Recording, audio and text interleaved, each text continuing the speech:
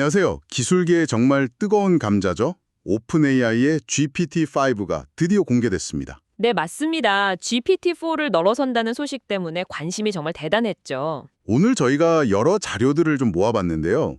이 자료들을 바탕으로 GPT-5의 핵심 변화, 그리고 이게 당신에게 어떤 의미가 있을지 좀 깊이 파헤쳐 보려고 합니다. 좋습니다. 단순히 업그레이드 수준이 아니라는 평가가 많더라고요. 그렇죠. 자, 그럼 가장 큰 변화부터 짚어볼까요? 모델이 하나로 통합되었다고요. 네, 그게 이번 GPT-5의 가장 핵심적인 구조 변화 같아요. 이전에는 아시겠지만 일반 대화용 모델이랑 좀 복잡한 추론용 모델, 오피스3 같은 거요? 이게 나뉘어 있었잖아요. 네, 맞아요. 용도에 따라 골라 써야 했죠. 근데 이제 GPT-5 하나로 그냥 합쳐진 겁니다. 그러니까 작업 성격에 따라서 뭘 써야 하나 이런 고민을 할 필요가 없어진 거죠. 오, 그건 사용자 입장에서는 확실히 편해진 거네요. 그렇죠. 근데 궁금한 게 이렇게 하나로 합쳐진 모델이 그럼 성능은요?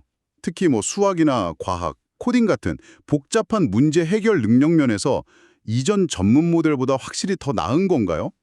벤치마크 숫자 말고 체감 성능이 궁금해서요. 좋은 질문이십니다. 실제로 여러 자료에서 공통적으로 나오는 얘기가 바로 그 수학, 과학, 코딩 같은 주요 학문 분야 벤치마크에서 최고점을 찍었다는 거예요. 최고점. 네. 그리고 샘 올트먼 CEO가 직접 비유한 게 재밌는데 GPT-4가 대학생 수준이었다면 GPT-5는 박사급 전문가와 대화하는 느낌이라고 했거든요. 박사급 전문가요? 와. 훨씬 뛰어나고 또 엄청 빨라졌다고 강조를 했죠. 이건 단순히 속도 개선을 넘어서는 훨씬 깊이 있는 분석이나 추론이 가능해졌다는 걸 의미합니다. 당신이 만약 복잡한 과제를 다룬다면 정말 실질적인 도움을 받을 수 있는 그런 잠재력인 거죠. 박사급 수준이라니 기대가 되면서도 한편으로는 걱정도 되는데요. AI 하면 고질적인 문제, 그 환각 현상 있잖아요. 그럴듯하게 거짓말하는 거요. 이건 좀 개선이 됐나요? 네, 바로 그 부분이 이번 GPT-5의 또 다른 핵심 개선 사항입니다. 자료들을 보면 이 환각 현상이 이전 추론 모델, 그러니까 O3 대비해서 80%나 줄었다고 해요. 80%요? 와, 엄청나게 줄었네요. 네, 그리고 또 기만, 그러니까 자기가 하지도 않은 일을 막 했다고 거짓말하는 경우 있잖아요. 이런 답변도 눈에 띄게 줄었다고 하고요. 80% 감소는 진짜 인상적이긴 한데 그래도 여전히 20%는 오류 가능성이 있다는 거잖아요. 혹시 이 남은 오류가 어떤 성격인지 아니면 이게 실제 당신의 작업이나 정보 탐색에 어떤 영향을 줄 수 있는지 그런 구체적인 언급이 있었나요? 네, 흥미로운 포인트인데요.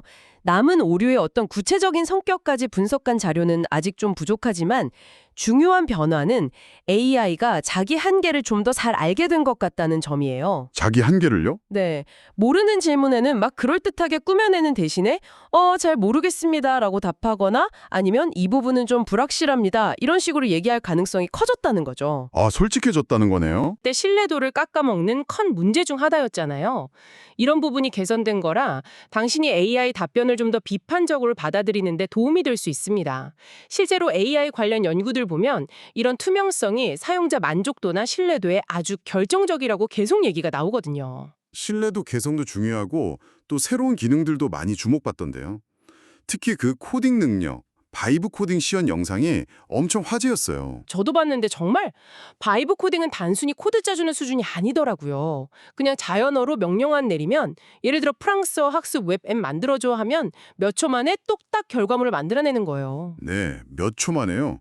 웹사이트 구조 설계부터 음성 변환 기능까지 다 포함해서요. 네, 그렇다니까요. 엄청나죠. 와, 이건 단순히 코딩 보조가 아니라 아이디어만 있으면 당신 같은 비전문가도 그냥 직접 앱을 만들 수 있는 시대가 오는 건가요?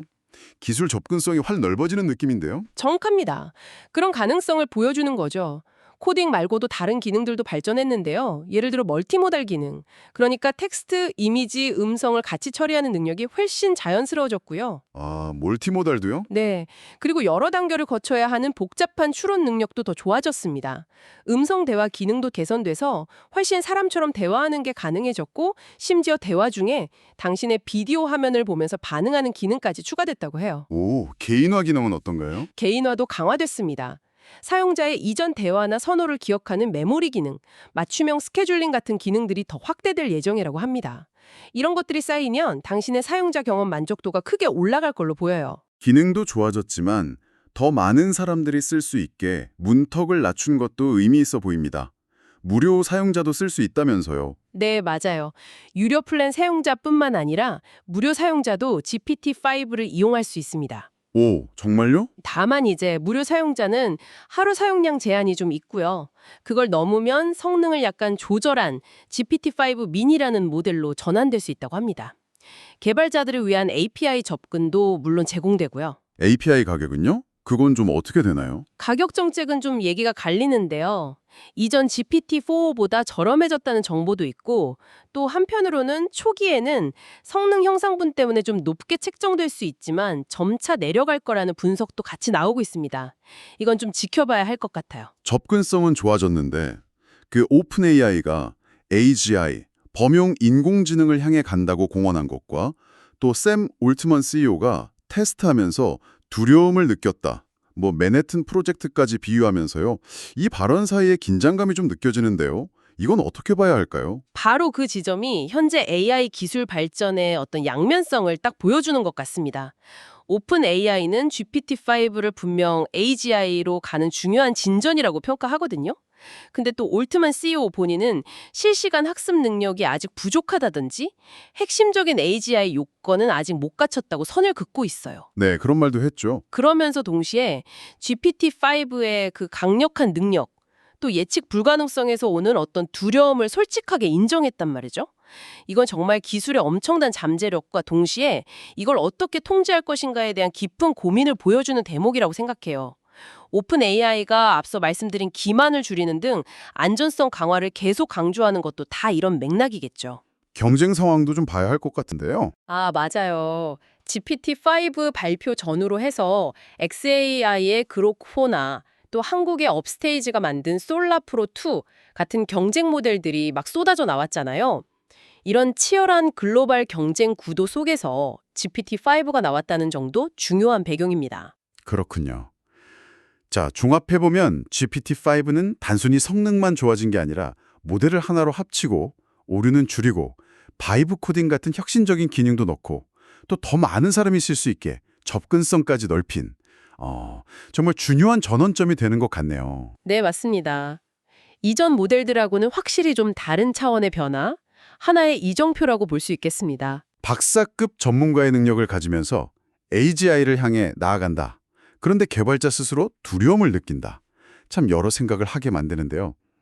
이 GPT-5를 보면서 당신은 앞으로 이런 강력한 AI를 어떻게 활용하고 그 결과는 또 어디까지 믿어야 하며 당신의 일상과 업무에서 AI와 어떤 방식으로 함께 미래를 만들어 나갈지 어떤 새로운 질문을 스스로에게 던져보시겠습니까?